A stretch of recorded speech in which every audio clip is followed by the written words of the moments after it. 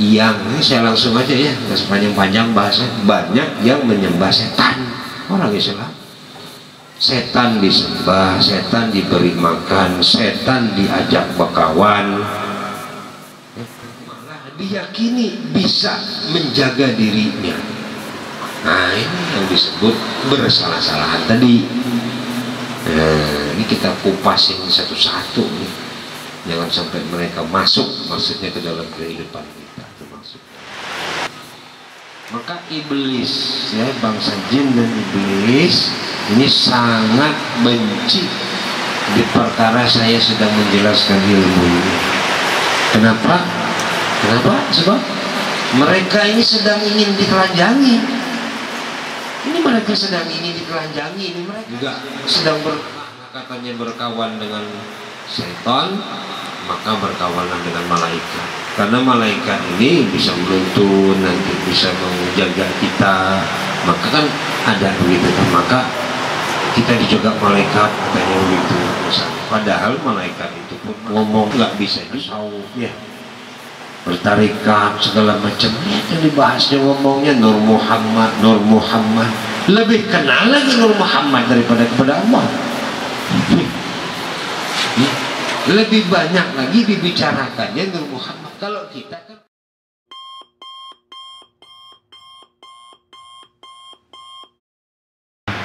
tentang sifat mukhalafatuhu ta'ala lil hawadis. Mukhalafatuhu ta'ala lil hawadis artinya bersalah-salahan zat Allah Ta'ala dengan segala barang yang baru.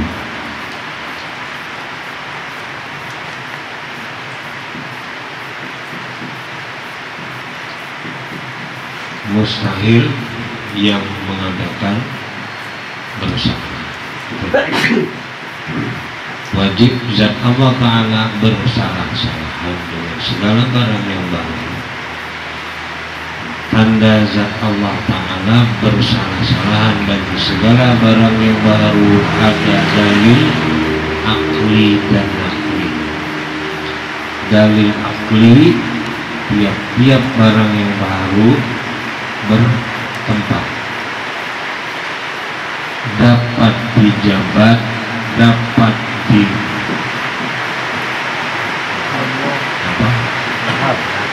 dapat dipegang, dapat dirasa, dapat dilihat ya. Ini adalah disebut jirim jahar. Terus dapat dibayang-bayang, dapat dipaham-paham, dapat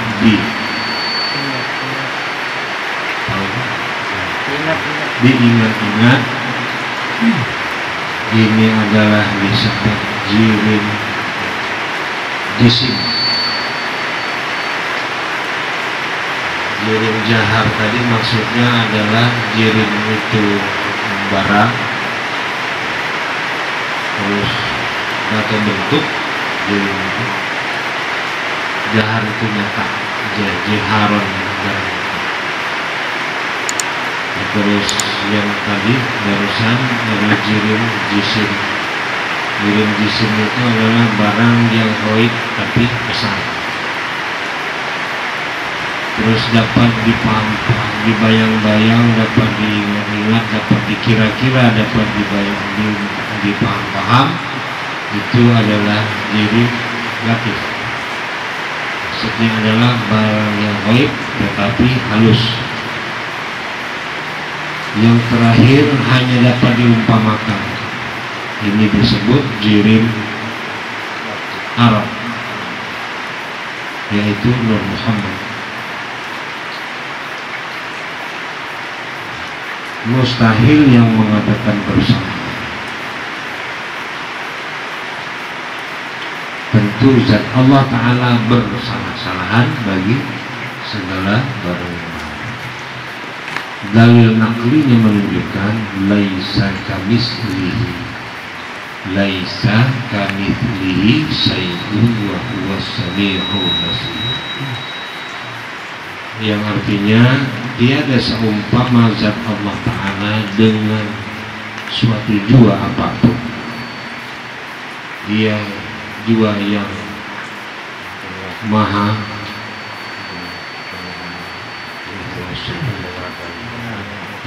mendengar dan maha melihat. Maka dengan hukum inilah aku mengatakan wajib zat Allah Ta'ala bersalah-salahan dengan segala bentuk. Nah, ini hafalan dari sifat mukhalafatuhu ta'ala lil awamir.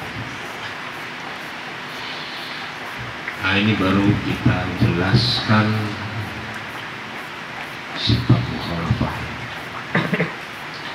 Jadi dari arti bahasa, kalau dari arti kata mukhalafatuhu ta'ala lil hawadits itu artinya secara lughatnya yaitu bersalah-salahan zat Allah Ta'ala dengan segala barang yang baru. Mukhalafatuhu ta'ala lil hawadits, bersalah-salahan. Nah, ini mustahil bersamaan, yang mengatakan bersamaan. Wajib zat Allah Ta'ala bersalah-salahan bagi segala barang. Dari pernyataan ini mengundang kita untuk memikirkan zat Allah, memikirkan zat Allah ini bagaimana sesungguhnya di dalam sifat mukhalafahnya. Apa yang dimaksud bersalah-salahan di sini? Bersalah-salahan itu maksudnya tidak seumpama bersalah-salahan. Artinya selalu tidak sama yang namanya bersalah-salahan. Setelah ini bahasa kita. Jadi arti bersalah-salahan itu bahasa kita ini tidak seumpama dengan sejua apapun. Nah, jadi bersalah-salahan bagi setiap barang baru. Barang baru itu adalah barang yang diciptakan oleh Allah. Jadi ini selalu bersalah-salahan. Ini mustahil yang mengadakan itu bersalah. Ini memancing, kok tidak mungkin salah. Nah, ini tidak boleh tidak zat Allah Ta'ala ini bersalah-salahan. Nah, untuk meyakini bahwa bersalah-salahan ini adalah perkara yang mutlak, tidak boleh, tidak wajib kita mengatakan ataupun tidak boleh tidak zat Allah Ta'ala ini tadi bersalah-salahan. Kita didukung dengan dalil, dibekali dengan dalil, yaitu diberi petunjuk supaya kalau kita tadi bisa mikirnya dengan baik. Kalau enggak mikirnya kacau. Gitu. Jadi para ulama ini memberikan arahan kepada kita sesungguhnya. Kita diberi arahan, diberi pemahaman tentang perkara bersalah-salahan, tentang perkara mukhalafatuhu ta'ala lil hawadits ini. Jadi kita mikirnya enggak kemana-mana bahasanya. Jadi yang kita pikirkan itu menurut standarisasi apa yang dipikirkan para ulama. Bukan kita sendiri yang mikir, enggak. Nah, maka diberitahu mereka dengan petunjuk dalil akli. Jadi tiap-tiap barang yang baru bertempat. Ya, tiap-tiap barang yang baru itu bertempat. Sebenarnya ini sudah ingin menolak seperti pendapat ada orang-orang yang mempelajari ilmu tauhid yang konon notabene katanya ilmu tauhid, tapi malah mengatakan bahwa Allah itu punya tempat, memerlukan tempat. Umpamanya berada di aras,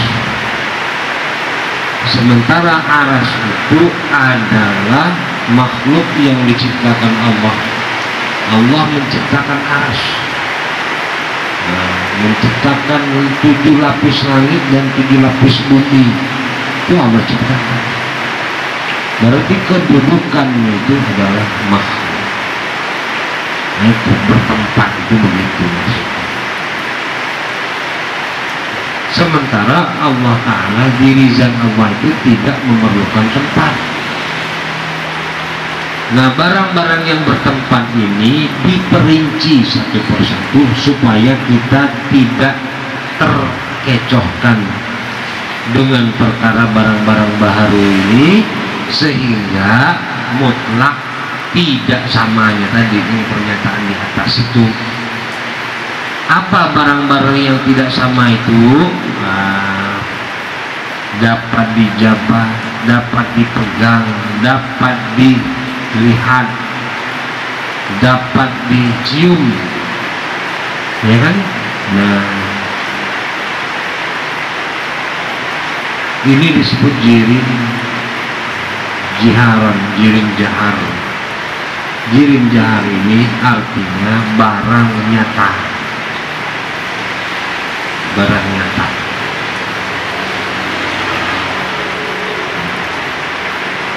Jadi ini salah satu barang yang tidak mungkin sama dengan yang dimaksudkan di atas tadi, bersalah-salahan tadi. Nah, ini satu yang ingin ditepikan. Nah, jadi jangan sampai kita menyamakan dengan barang yang nyata, jirim jahar. Yang kedua, jirim jisim, dapat dibayang-bayang, dapat dipaham-paham, dapat dipikir-pikir. Nah, gitu ya, dapat diingat-ingat. Itu yang disebut jirim jisim, yaitu barang yang gaib tapi kasar. Contohnya setan, jin dan setan. Nah, ini juga kita ingin diperincikan bahwa jangan sampai kita terkecohkan dengan barang-barang, karena barang nyata tadi itu jelas tempatnya, ya. Barang nyata itu jelas nggak tempatnya. Jadi barang yang bertempat tadi itu yang disebut tiap-tiap barang yang baru bertempat itu ingin diperjelas, diperincikan. Nah, apa yang diperincikan? Duduknya, tempatnya. Karena setiap barang yang baru itu memerlukan tempat. Nah, kan di awal begitu bahasanya, tiap-tiap barang baru bertempat. Nah, kalau olah jirim latif, jirim jisim tadi, ya, itu juga sama, bertempat juga, ya, dapat dipaham-paham tadi, dapat dibayang-bayang tadi, ya, itu jirim jihad, jirim jisim tadi, perumpamaan jirim jin dan setan tadi. Nah, itu juga memerlukan tempat, yaitu apa tempat mereka? Udah sama kita ketahui, bangsa jin bertempat di mana-mana ada pohon besar, di mana itu ada lubang-lubang, di mana itu ada tempat-tempat yang busuk dan lain sebagainya. Nah, itu adalah tempat mereka berada. Terus yang selanjutnya adalah dapat dikira-kira, dipikir-pikir, dibayang-bayang, dipaham-paham, diingat-ingat. Itu adalah jirim latif. Nah, jirim latif ini adalah jirim yang halus, barang yang halus tapi lembut. Lembut, latif itu artinya lembut. Nah, jisim itu kasar. Nah, perumpamaan contohnya adalah malaikat, surga, aras, nah, seperti itu. Yang lembut-lembut lah. Karena ini diklasifikasikan lagi, barang itu tadi kasar itu negatif, yang lembutnya agak positif. Nah maka dari itu ini pun demikian sama. Ini pun ada tempatnya juga sekalipun dia lembut malaikat itu. Tergantung speknya malaikat itu. Mereka adalah spek malaikat penjaga neraka dan surga, ya tempat mereka di pintu neraka dan pintu surga. Ada tempatnya masing-masing sekalipun mereka itu adalah jirim latif. Nah, jadi semua itu bertempat, sekalipun bisa kehebatannya itu disebut malaikat Jibril dan lain sebagainya, punya kemampuan yang luar biasa, ya, tetap mereka memerlukan tempat. Terus yang terakhir adalah jirim arad, hanya bisa diumpamakan. Jirim arad itu adalah yang paling tinggi kedudukannya daripada makhluk-makhluk yang lainnya. Maka ianya adalah disebut Nur Muhammad. Nur Muhammad ini adalah asal daripada seluruh makhluk yang ada di muka bumi ini. Semuanya itu berasal daripada peluhnya Nur Muhammad. Peluh keringatnya Nur Muhammad berkeringat, maka dijadikan Allah seluruh makhluk yang lain. Maka kan dikatakan Nabi Muhammad itu adalah rahmatan lil alamin. Dia sumber daripada barang-barang yang lainnya, asal daripada barang-barang yang lainnya. Nah itu artinya kedudukannya paling tinggi, paling mulia dari makhluk yang lain. Nah sekalipun ianya lebih mulia, yang hanya bisa diumpamakan saja, itu pun masih dalam kategori makhluk, di mana makhluknya itu memerlukan tempat. Setelah dizahirkan Allah, Nabi Muhammad menjadilah seorang Nabi dan Rasul. Nyata bentuknya, lahir ke dunia, menjadi nyata. Makanya itu Nabi Muhammad itu paling tinggi, dia bisa jadi nyata, bisa jadi gaib. Nah tadinya belum nyata kan, nah dinyatakan Allah sebagai Rasul, maka jadi nyata. Maka itu lebih bisa kedua-duanya. Nah ini kedudukan-kedudukan makhluk, mulai nyata, gaib yang halus, gaib yang kasar, gaib yang halus, sampai yang maha gaib. Berarti paling tinggi itu yang maha gaib, betul nggak? Maksudnya di atas gaib lagi berarti dia maha gaib. Levelnya itu paling tinggi. Nah ini mustahil yang mengadakan bersamaan. Ini tidak mungkin yang mengadakan itu, maksudnya diri zat Allah Ta'ala itu sama dengan makhluk yang memerlukan tempat tadi. Tentu zat Allah Ta'ala bersalah-salahan bagi segala barang. Ini dulu yang harus kita pahami, dalil akli, panjangan akli ini. Nah di sini nih mau dikupas tuntas, mau dihabiskan semua. Saya bilang ini masa kritis di dalam mengenal Allah. Nah baru dalil akli itu menunjukkan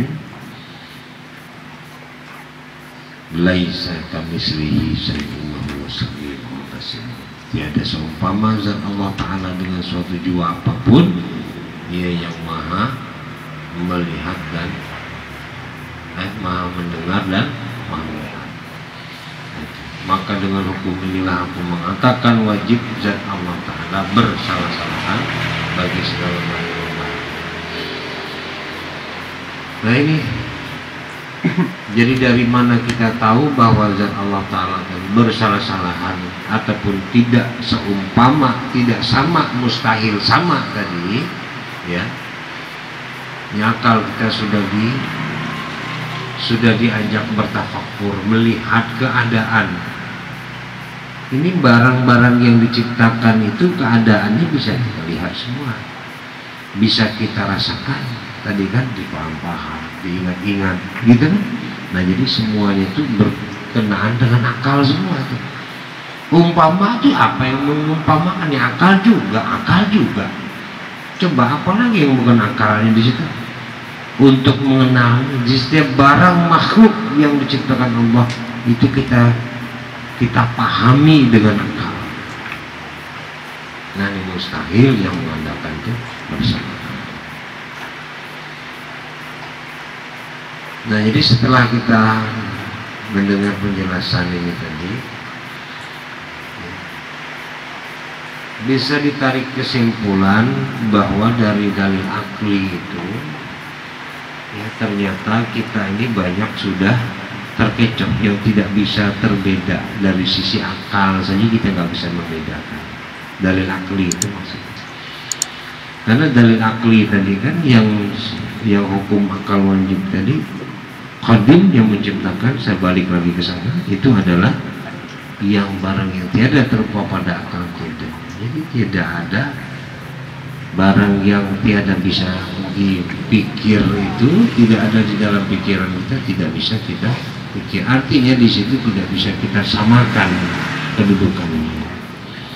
Nah ini dari dalil akli mukhalafatu ta'ala al-hawadis ini itu pun diperjelas lagi ya. Artinya barang nyata yang pertama itu artinya jangan sampai disamakan juga dengan qadim, yaitu dengan diri zat Allah. Jangan sampai disamakan.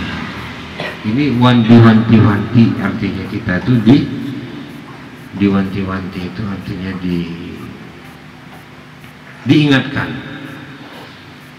Tapi sekalipun ini sudah diingatkan berkali-kali, masih banyak juga orang yang banyak terkecohkan mencari tujuan barang nyata dunia yang nyata menjadi tujuan hidupnya, menjadi tumpuan hidupnya, menjadi sebuah sesembahan di dalam dia hidup di dunia ini. Nggak tahu juga bagaimana satu persatu dikupas, tapi semuanya ini kacau semua gitu. Ya, ada yang nggak dapat uang, nggak dapat jabatan, nggak dapat harta, pokoknya bisa sinting, bisa gila, bisa segala-galanya. Ya, karena dia menganggap itulah yang bisa memberikan manfaat dan motorat kepadanya. Kalau nggak ada uangnya, aku maka nggak akan bisa ngapa-ngapain, kata itu. Kalau nggak ada jabatan ini, maka aku akan susah mencari uang, dan misalnya begitu. Nah ini artinya dijadikan sebagai tumpuan untuk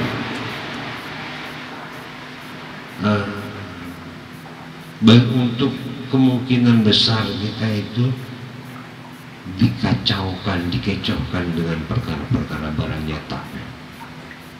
Belum lagi emas, intan, berlian dan sebagainya, yang dimana kita sangat takut sekali akan kehilangan itu. Sementara yang tidak boleh sama itu ya, sementara ini tidak boleh disamakan kedudukan takut kehilangannya ya, dengan takut kehilangan keimanan dan kepercayaan kita kepada Allah yang telah memberikan manfaat dan motoran itu. Tapi apa yang terjadi? Nah, banyak yang kita disilaukan dan dikecohkan dengan hal satu, gagal juga gitu ya, barang nyata ya kan? Betul nggak kita sudah gagal barang nyatanya? Kepala, pemahaman, mata kita semuanya dikecohkan,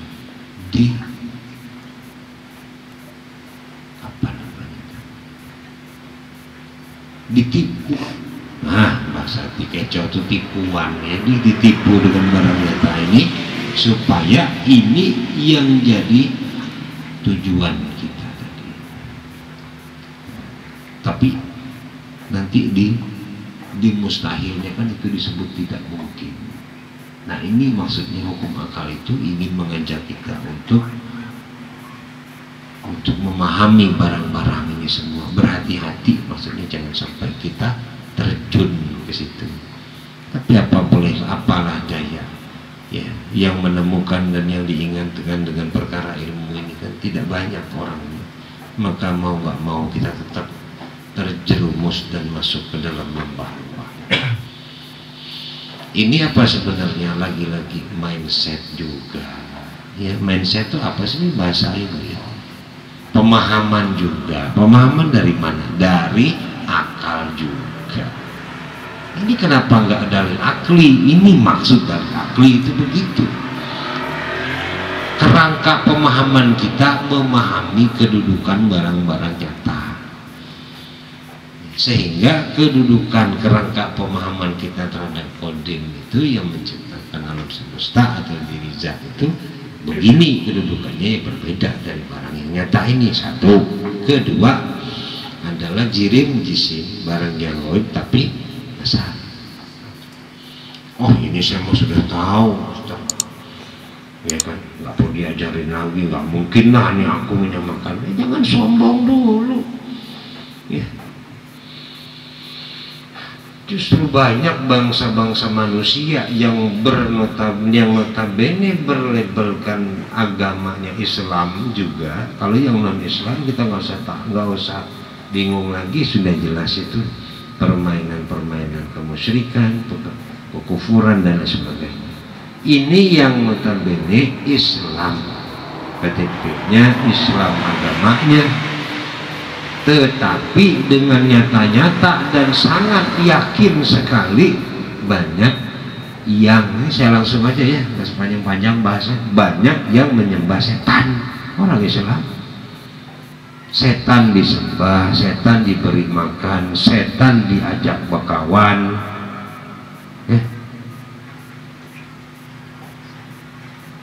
Malah diyakini bisa menjaga dirinya. Nah ini yang disebut bersalah-salahan tadi. Ini kita kupasin satu-satu nih. Jangan sampai mereka masuk, maksudnya ke dalam kehidupan kita, itu maksudnya. Tapi apa boleh buat itu tuh? Kalau tidak dikenalkan dengan ilmu tauhid ini sehalus-halusnya, ini barang masuk, barang-barang bisa masuk mengecohkan ke dalam paham-paham tadi kan, di paham-paham, di bayang-bayang, di apa pikir-pikir, ini masuk dia ke dalam kita tuh.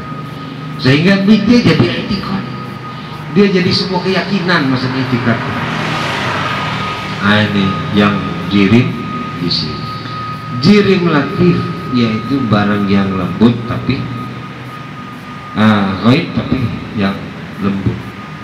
Itu daripada apa itu malaikat, surga dan sebagainya gitu ya. Nah ini pun nggak luput juga daripada tipu daya nih barang-barang seperti ini.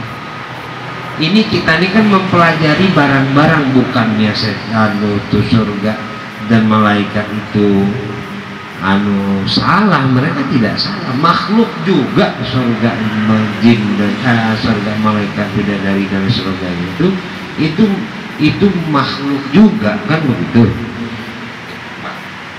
Tapi tidak sedikit orang-orang ini malah naik lagi tingkatnya. Ini bukan hanya orang Islam yang KTP-nya Islam, malah orang yang Islam yang berlabelkan ustadz, berlabelkan ulama, karena dipanggil orang, tapi banyak mengarahkan orang untuk bertujuan mencari surga.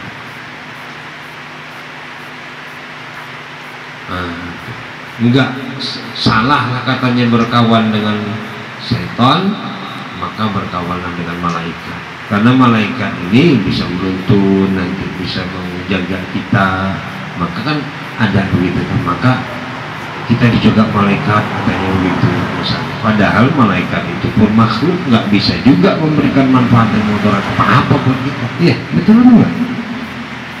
Kalau tidak diperintah Allah untuk meniupkan ruh ke dalam tubuh kita, nggak akan bakal hidup kita. Sekalipun malaikat kawanan kita, semuanya kawan kita, nggak bakal juga bisa, karena semua itu mereka sangat patuh kepada Allah, hanya semata-mata mentaati perintah Allah. Nggak mau mereka taat perintah kita, cuman kita dibohong-bohongin aja, itu sama yang bisnis gitu. Nah begitu. lagi-lagi terkecohkan lagi, ketipu lagi. Ini kalau orang jahil pada Allah, semuanya ketipuan semua. Jadi yang dituju itu, yang dianu itu semuanya makhluk semua, dari barang nyata, yang barang jahat gaibnya, yang barang yang baik gaibnya, sama ditipu semua. Nah ini halusnya, ini perkara halusnya. Tadi kasar kan, halus ini maksudnya diri relatif halus itu maksudnya ini. Maka kadang-kadang diamalkan amalan malaikat supaya dia berkawan malaikat, supaya malaikat bisa menjaga. Ini kan bertentangan dengan Al-Quran, yang mana hasbunallah wa ni'mal wakil kan gitu, wa ni'mal mawla. Jadi ya Allah, tempat kita itu bersandar, ya kan? Tempat kita itu minta pertolongan, tempat kita itu bergantung. Ini kenapa pula kita mau bergantung sama malaikat, ya kan? Nah, tempat bergantung ini jadi etikat baru, jadi pandangan baru. Maka pandang lagi dengan yang baru, sebab daripada kita melihat barang-barang yang ini yang dikecohkan nih. Nah, maka iblis, ya, bangsa jin dan iblis ini sangat benci di perkara saya sedang menjelaskan ilmu ini. Kenapa? Sebab mereka ini sedang ingin ditelanjangi. Ini mereka sedang ingin ditelanjangi. Ini mereka ini sekarang sedang nggak tahu sedang kebakaran jenggot, apa kebakaran rambut, apa kebakaran kepala, nggak tahu. Jelas ini saya ingin melihat mereka ini satu persatu. Ya. Nah, ini sementara mereka ini semuanya mengecohkan kita, ya, dengan amalan-amalan lah, dengan apalah bentuknya itu. Nah, begitu. Yang katanya notabene buat kebaikan, sama baik barang nyata itu juga semuanya buat kebaikan katanya, tapi sesungguhnya untuk menipu. Nah, maka itu kan disebut bahwa kehidupan dunia itu adalah kehidupan yang menipu. Itu memang sudah dijelaskan. Cuma kita nggak tahu bentuknya nipunya kayak apa, kan gitu. Pekerjaan kita nipu kita juga, sampai kita udah nggak tahu waktu lagi, kan begitu ya. Nah, sampai kita udah bahasa bangga, udah kelalah, udah kecapean umpamanya, sehingga mempengaruhi kita untuk beribadah kepada Allah Subhanahu wa Ta'ala.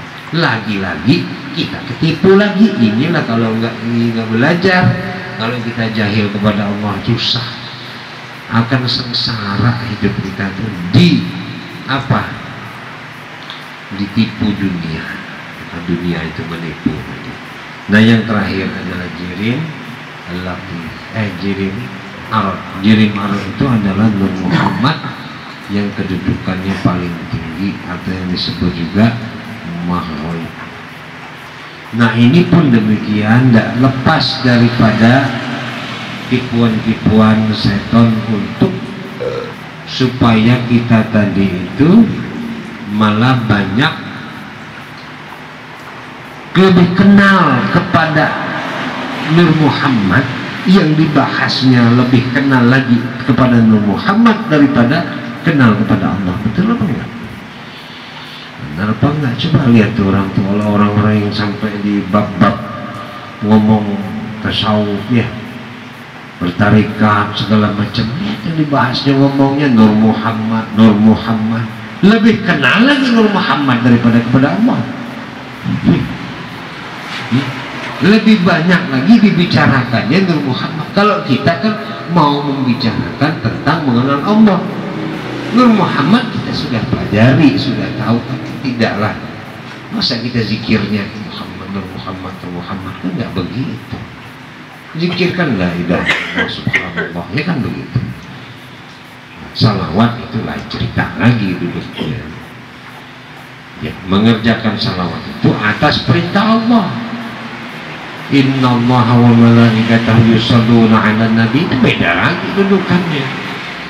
Atas Allah yang memerintahkan, malaikat kan begitu. Allah dan bersama malaikat semua bersolawat. Nah, dan kita mengikuti dari apa yang diperintahkan Allah tadi. Nah, gitu. Ini enggak, kalau sudah bersolawat malah yang lebih kenalnya lagi, yang lebih anunya lagi kepada Rasul, kepada Muhammadnya yang lebih kenal, terlebih-lebih kenalnya dan terlebih ingatnya daripada kepada Allah. Padahal Rasulullah itu hadir, diutus oleh Allah untuk supaya kita mengenal Allah. Kok malah jadi kepada Allah nggak kenal, malah kenalnya kepada Rasul. Malah kepada Allahnya malah disamakan dengan barang yang nyata, barang yang goib, jin dan setan. Nah, ini lebih parah lagi. Nah, ini artinya mengecaukan juga, tapi halus ini. Ini jangan-jangan kedengaran nih sama orang-orang yang hobi bersalawat. Habis kita dihanjuin orang nggak percaya, nggak mau bersolawat. Ini kamu bersolawat terus tapi besoknya nggak sholat subuh, bagaimana cerita tuh?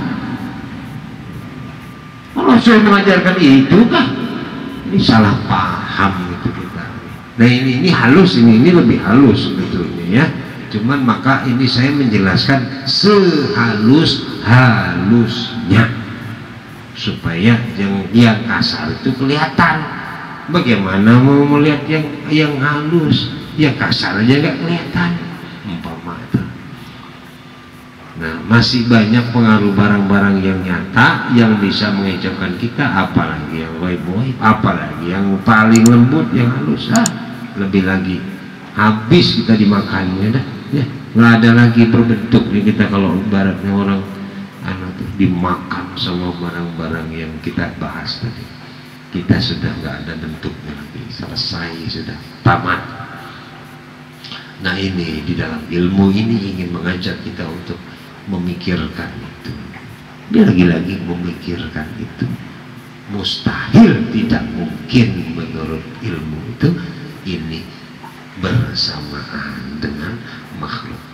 Maka bersalah-salahan, kembali lagi ke atas. Kalau kembali lagi kepada salbiah, ditepikan, ditanggal. Jadi nggak lari kemana-mana, kita bicara masalahnya, fokus belajar sifat mukhalafah, fokusnya ke situ, ya kan? Nah, dari mana kita bisa tahu tentang bersalah-salahan ini? Nah, ini kan akal nih, baru berpikir nih, bertafakur. Nah, maka Allah jualah yang menuntun melalui firman-Nya bahwa bersalah-salahan itu adalah mufakat kepada hak, dan ini baru dalilnya keluar. Laisa kamitslihi syai'un wa huwa samiul basir. Ini dalil yang sangat masyhur yang banyak dipakai sekali oleh orang-orang akidah al-Asy'ari di dalam sifat mukhalafatul ta'ala. Ini bersalah-salahan zat Allah Ta'ala dengan segala barang yang baik. Baru timbul keyakinan kita, ternyata barang-barang ini semua kacau nih. Kalau seandainya tidak jeli sejeli-jelinya kita melihat ini, maka kita akan terbawa masuk ke dalam perangkap setan. Maka dengan hukum inilah aku mengatakan wajib zat Allah Ta'ala bersalah-salahan dengan segala barang. Jadi jelas kita mengatakan itu dengan pemahaman, dengan mindset, dengan sebuah penjelasan yang sangat akurat. Nah, dari barang yang paling kasar sampai yang paling halus. Coba yang mau mana lagi, coba mau ngacaukan kita. Nah, ini saya bilang tadi, bangsa jin dan setan ini yang digedek sekali nih. Ini kita bahas masalah ini. Karena apa tadi? Mereka sedang ingin ditelanjangi supaya mereka tidak bisa mengicaukan pikiran kita. Nah, itu bentuk-bentuk barang nyata kan, anak, istri, semua kan barang nyata tuh, harta, tahta, wanita dan segala macam. Coba, ayo, berapa banyak tuh para suami-suami yang takut istri ta'atul jauziyah, yang taat kepada istri banyak. Nah, bukan malah lebih taat lagi kepada istrinya daripada taat kepada Allah. Betul apa betul? Nah, gitu. Nah, ini adalah bentuk-bentuk yang saya katakan. Jadi tidak bisa kita samakan kan barang itu, barang nyata, barang ghaib, barang ghaib, nggak bisa kita samakan sekalipun di ghaib.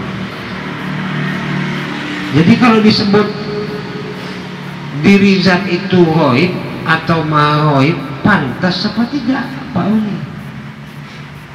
Pantas apa tidak kalau kita sebut diri zat Allah Ta'ala itu ghaib dan maha ghaib? Sementara sudah kita bahas barang yang ghaib maha ghaib tadi. Pantas nggak kalau kita sebut itu barang ghaib, diri zat Allah Ta'ala itu sama dengan barang ghaib, atau kita sebut malah pantas apa tidak, boleh apa tidak? Hah? Tidak boleh. Kalau masih ngatakan boleh berarti nggak dengar dari tadi yang saya bahas tadi itu. Apa barang ghaib itu? Jin dan setan, malaikat. Kalau masih ngatakan boleh disebut ghaib. Maha ghaib itu yang paling tinggi kedudukannya, Nur Muhammad.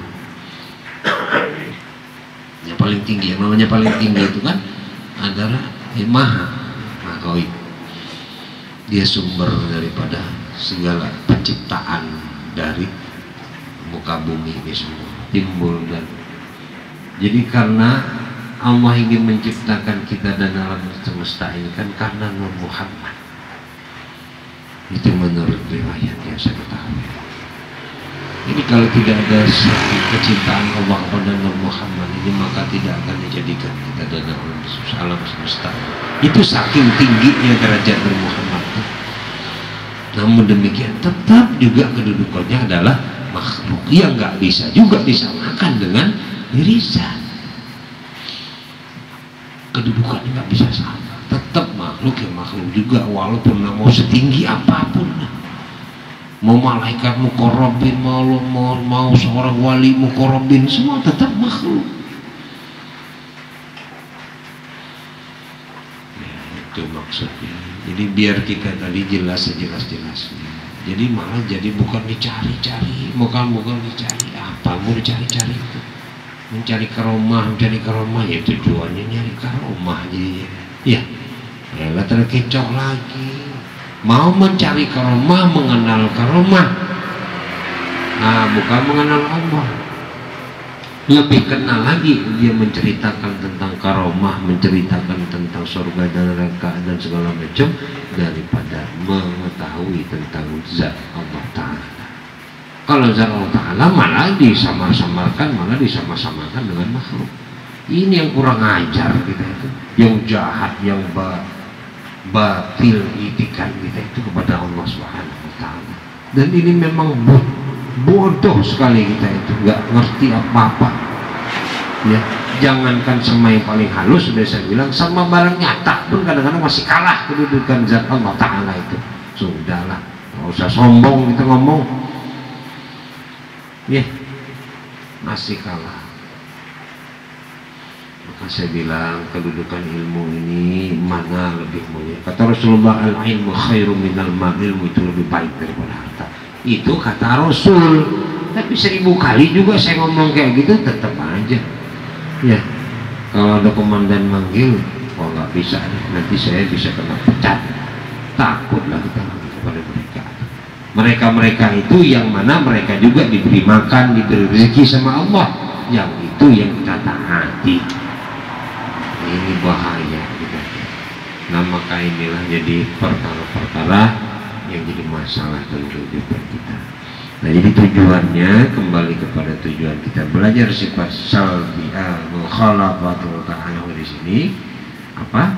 Supaya kita jangan tertipu atau terkecoh dengan barang-barang yang tadi yang sudah dijelaskan di dalam sifat dalil akli tadi, dari mulai yang paling nyata sampai yang paling halus. Jangan terkecoh lagi ya. Jadi mulai jeli sekarang kita melihatnya tuh, mulai mata gitu semakin tajamnya sekarang malam ya main-main. Kita ngasah pisau terus tajam mata kita melihat.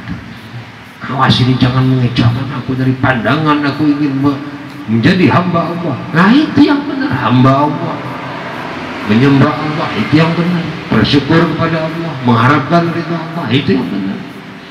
Ini kita lagi-lagi terkecoh, sehalus-halusnya.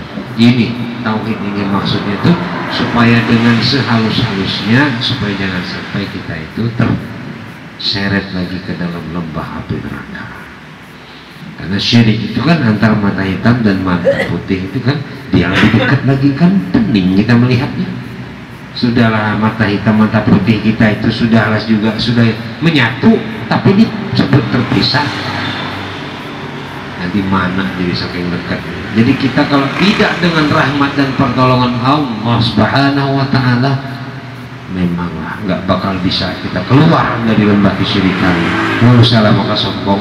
Maka saya bilang belajar tauhid ini nggak boleh sombong, nggak boleh sombong, nggak boleh mengatakan diri kita itu hebat, mampu, pinter, bisa mencerna, mencerni, apalah.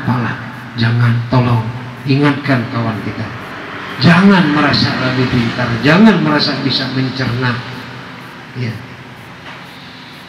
Jangan merasa ya. Memaksakan pemahaman kita mau menjadi orang yang macam makrifat para wali, jangan. Saya bisa bicara saat ini ya, ini bukan saya yang memahami.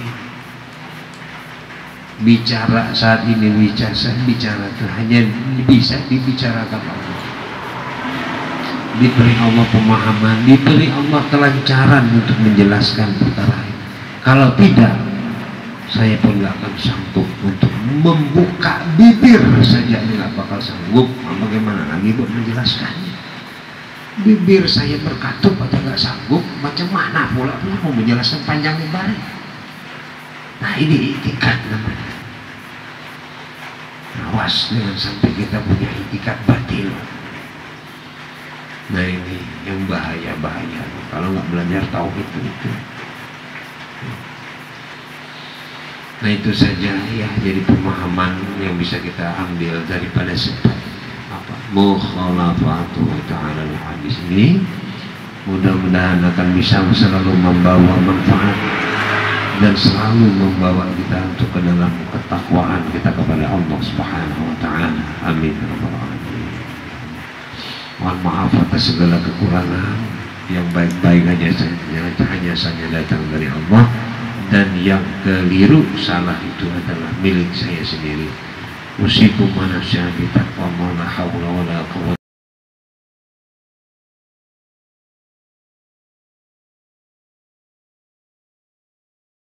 illa billahil azim. Astaghfirullah.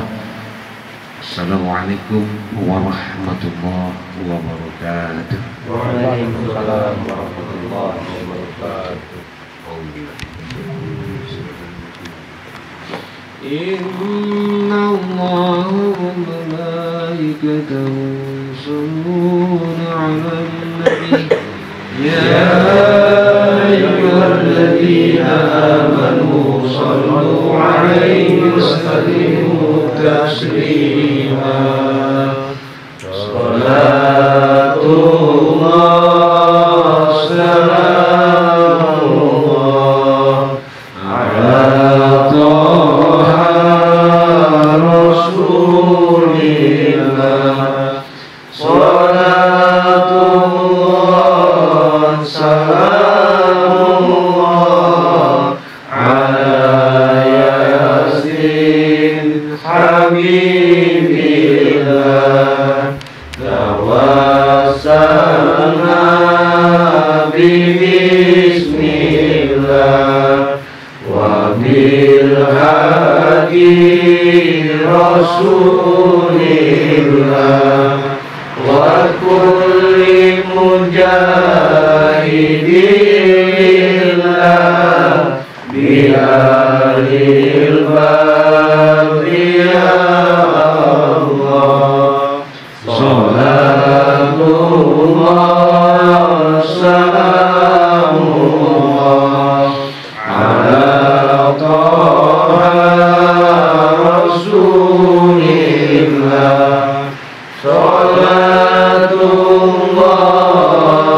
salamullah ala yasin habibillah ala yasin habibillah. Allahumma shalli ala rasulika sayyidina wa maulana Muhammad. Marilah kita tutup majelis kita dengan mengucapkan alhamdulillah. Alhamdulillah.